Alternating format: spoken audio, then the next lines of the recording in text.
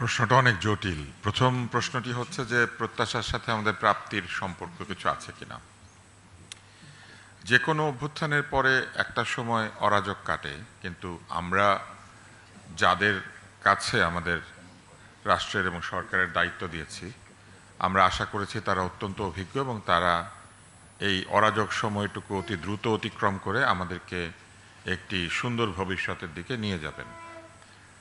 যে বিষয়টি খুবই আমাদের কাছে মনে হয়েছে অনেকের কাছেই যে আশঙ্কাজনক, সেটি হচ্ছে যে সংস্কার এবং বিচারকে নির্বাচনের প্রতিপক্ষ হিসেবে দাঁড় করানো হয়েছে এবং একটা বলার চেষ্টা করা হয়েছে যে নির্বাচন অনিবার্য না, বরং নির্বাচন দেরি করে সংস্কার এবং অন্যান্য যে কাজগুলি আছে সেগুলি শেষ করা হচ্ছে জরুরি। এটা অনেকটা বিগত আওয়ামী লীগ সরকারের মতো। তারা বলতেন যে নির্বাচন কেমন হয় সেটা কোনো বিষয় না, পিলার তৈরি করাই হচ্ছে আমাদের জীবনের ব্যর্থতা দূর করার সবচেয়ে বড় উপায়। যত বেশি পিলার তত বেশি সফলতা। একসময় তারা বিসিএস এর পরীক্ষায় সেতুর পিলার কয়টা সেই ধরনের প্রশ্ন যুক্ত করার চেষ্টা করেছিলেন। জনগণ পরিবর্তন চেয়েছে, এতে কোনো দ্বিধা নাই।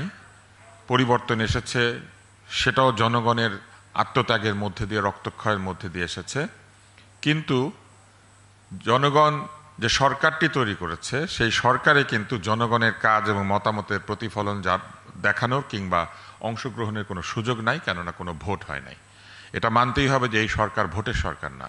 এই সরকার হচ্ছে একটি আপৎকালীন সরকার, যে সরকার আমাদেরকে একটি ভোটের সরকারের কাছে ক্ষমতা বুঝিয়ে দিয়ে জনগণের রায়ের মাধ্যমে দেশ পরিচালনা করার পরিবেশ এবং সুযোগ তৈরি করবে।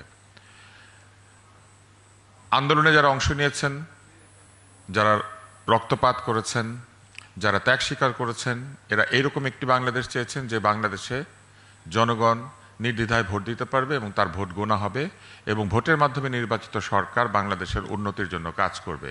তারা যদি কোনো ভুল করে জনগণের কাছে ক্ষমতা থাকবে তাদেরকে পরবর্তী নির্বাচনে কিংবা যখনই নির্বাচন হোক সেই নির্বাচনে ভোটের মাধ্যমে অপসারণ করার। ফলে সংস্কারের সঙ্গে কিংবা পরিবর্তনের সঙ্গে নির্বাচনের যোগসূত্র নাই, বরং নির্বাচনই একটা পরিবর্তন। যদি নির্বাচন হয় তবেই প্রধান পরিবর্তনটি সূচিত হবে, কেননা এই জুলাই ঘোষণাপত্রের মধ্যে বলা হয়েছে 3টা নির্বাচন উল্লেখ করে যে বাংলাদেশে নির্বাচন হয় না। 3টা নির্বাচন না হওয়ার ফলে কিংবা অবৈধ নির্বাচন হওয়ার ফলেই তো এরকম একটা অবস্থা তৈরি হয়েছে। সেই অবৈধতা দূর না করে অরাজনৈতিক কোনো পক্ষের এটা বলার সুযোগ নাই যে তারাই শুধু বাংলাদেশকে পরিবর্তন করবেন। বাংলাদেশকে পরিবর্তিত করতে চাইলে নির্বাচিত সরকারের কাছে ক্ষমতা যেতে হবে এবং জনগণ নির্বাচিত সরকারকে প্রশ্ন করার অধিকার রাখবে এবং সেই প্রশ্নের মধ্যে দিয়ে বাংলাদেশ পরিবর্তিত হবে।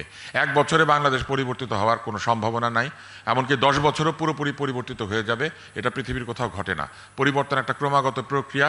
সিঙ্গাপুরকে ঠিক হতে অনেক বছর লেগেছে, মালয়েশিয়াকে ঠিক হতে অনেক বছর লেগেছে, ব্রিটেনকে ঠিক হতে অনেক বছর লেগেছে, বাংলাদেশকেও ঠিক হতে অনেক বছর লাগবে। কিন্তু সেই ঠিক করবে হচ্ছে জনগণ এবং জনগণ ভোটের মাধ্যমে সরকার পরিবর্তন করবে। এটাই হচ্ছে একটা বিরাট পরিবর্তন এবং বড় সংস্কার। আমরা দেখছি যে এই সরকারের মধ্যে যারা সংস্কার করছেন দীর্ঘ সময় তারা বাংলাদেশেই থাকেন নাই।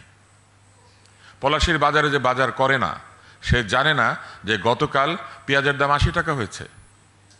পেঁয়াজের দাম 50 টাকা হলে যেভাবে সমস্ত গণমাধ্যম বলতে থাকে সবজির দাম কমেছে, 80 টাকা হওয়ার পরে গণমাধ্যম সেই কথা বলবে এবং আমরা একইভাবে প্রশ্ন করতে পারবো যে গতকাল কেন পেঁয়াজের দাম 80 টাকা হয়েছে।